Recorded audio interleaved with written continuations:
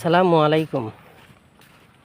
আমার শুভাকাঙ্ক্ষী যারা আছেন, আমি এক পাহাড়ে গেছিলাম এক জায়গায় আর কি মুরগি কেনার জন্যে।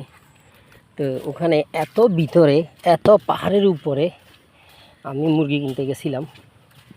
তো 3টা মুরগি নিয়েছিলাম, মনে 1700 টাকার মতো আসছে, 1600-1700 টাকার মতো আসছে।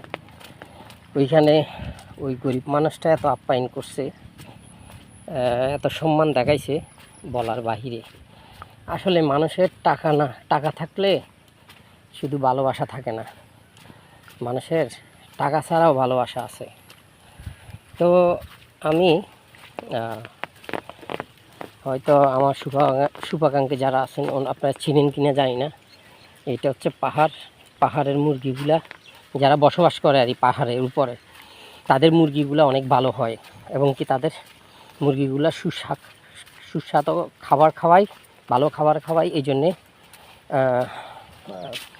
ভালো থাকে, ব্যায়াম থাকে না, অসুস্থ হয় না। তো এই জন্যে আজকে ভিডিওটা করছি।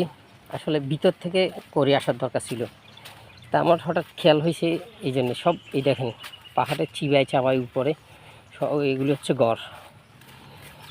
এই পর্যন্ত ভালো থাকবেন, আল্লাহ হাফেজ। আমি এই বিষয় আপনাদের মাঝে সবসময় থাকবো।